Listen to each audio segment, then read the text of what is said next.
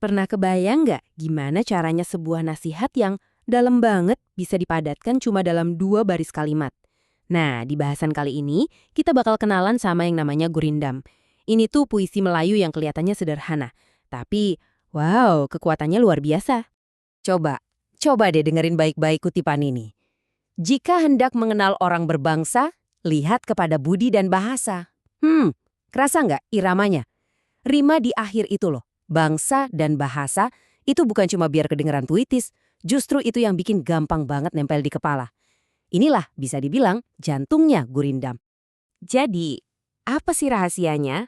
Kenapa 2 baris yang kelihatannya simpel ini bisa begitu nancep? Penasaran kan? Oke, ayo kita bedah bareng-barang. Oke, kita mulai dari dasarnya dulu, yaitu kesederhanaan. Bayangin aja, gurindam ini tuh kayak segelas espresso. Kecil, padat, tapi tendangannya kuat banget dan penuh makna. Jadi gurindam ini akarnya tuh kuat banget di sastra Melayu klasik ya, terutama di daerah Riau dan Johor. Dan yang menarik, ternyata namanya itu diserap dari bahasa Tamil, yaitu kirindam. Artinya apa? Puisi nasihat. Jelas banget kan? Dari namanya aja udah ketahuan, ini bukan puisi cinta-cintaan biasa. Ini tuh semacam panduan hidup. Oke, sekarang kita udah tahu apa itu gurindam. Nah, pertanyaan berikutnya, gimana cara kerjanya? Disinilah nih, keajaiban strukturnya mulai kelihatan. Coba deh lihat perbandingan ini. Kalau kita lihat pantun atau syair, mereka butuh 4 baris. Pantun malah ada 2 baris sampiran dulu, yang kadang nggak nyambung langsung sama isinya. Nah, gurindam beda, cuma 2 baris. Nggak pakai basa-basi, langsung to the point. Sebab, lalu akibat. Efisien banget kan? Nah, ini dia formula kuncinya. Jadi setiap gurindam itu ibarat satu paket komplit. Baris pertamanya itu ngasih kondisi atau masalah. Terus baris keduanya, jreng, langsung ngasih akibat atau solusinya. Keren kan? Ini benar-benar rumus kebijaksanaan yang elegan banget. Biar lebih kebayang, kita pecah lagi ya. Baris pertama itu ibaratnya bilang, kalau kamu begini atau jika terjadi ini. Nah, baris keduanya langsung nyambung. Maka akibatnya begitu. Keduanya ini nggak bisa dipisah, satu kesatuan. Inilah yang bikin logikanya jernih banget dan pesannya gampang kita tangkap. Oke, jadi kalau kita rangkum, ciri-cirinya tuh gini. 2 baris, satu pikiran utuh, dan yang paling penting, rimanya AA. Nah, rima AA ini bukan sekedar hiasan loh ya. Fungsinya tuh kayak jangkar buat ingatan kita. Bikin nasihatnya itu klik, nempel terus di otak. Oke, kita udah bongkar mesinnya. Sekarang pertanyaannya, mesin ini diciptakan buat apa sih? Apa sebetulnya peran gurindam dalam kebudayaan Melayu? Ternyata, gurindam itu jauh lebih dari sekedar puisi. Ini tuh kayak pohon kebijaksanaan buat masyarakat. Cabang-cabangnya banyak banget. Ada buat nasihat moral, buat ajaran agama, bahkan buat ngasih kritik sosial yang halus tapi menusuk. Tapi semuanya punya satu tujuan utama, membangun masyarakat yang berkarakter. Nah, ini contoh yang kuat banget buat ajaran agama. Barang siapa tiada memegang agama, maka hidupnya tiada berharga. Wah, langsung dan tegas banget ya pesannya. Ini nunjukin betapa pentingnya spiritualitas dalam pandangan hidup masyarakat Melayu zaman dulu. Dan kita balik lagi ke contoh yang di awal tadi.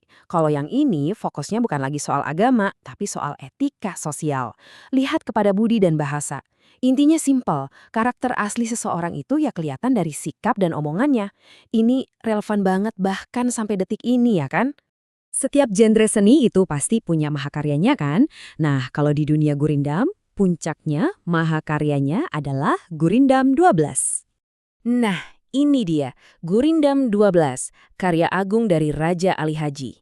Ini bukan cuma sekumpulan gurindam biasa loh, anggap aja ini sebuah buku panduan lengkap, A Complete Guide to Life, yang isinya dibagi jadi 12 pasal atau bab kebijaksanaan.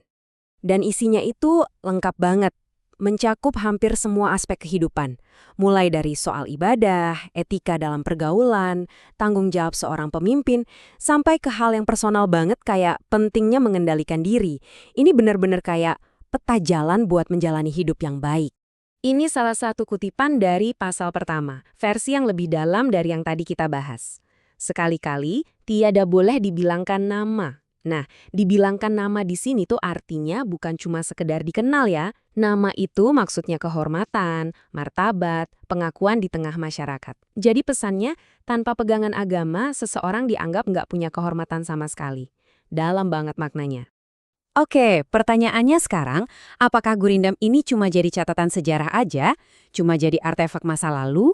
Jawabannya, sama sekali enggak. Warisannya itu masih hidup, bahkan terus berkembang sampai sekarang. Gurindam itu bukan barang antik yang dipajang di museum loh. Dia itu masih bernafas. Diajarkan di sekolah-sekolah, menggema di festival-festival budaya, bahkan diadaptasi jadi lagu, jadi pertunjukan teater. Semangatnya tuh terus dijaga biar pesannya tetap nyambung sama zaman sekarang. Nah, ini bagian yang paling seru. Ternyata kita semua bisa loh bikin gurindam sendiri. Formulanya simpel banget. Pertama, tentukan dulu pesannya. Terus tulis baris sebabnya. Lanjut, tulis baris akibatnya. Pastiin rimanya sama, A, A. Dan yang penting, lugas aja, jangan bertele-tele. Inilah kerennya gurindam, kebijaksanaan itu jadi sesuatu yang bisa kita ciptakan sendiri. Nah, sebagai penutup, saya mau kasih tantangan kecil nih buat Anda. Coba bayangkan, kalau Anda harus merangkum satu pelajaran hidup yang paling penting buat Anda, hanya dalam 2 baris gurindam, kira-kira bunyinya bakal gimana? Coba direnungkan. 2 baris kebijaksanaan apa yang mau Anda wariskan?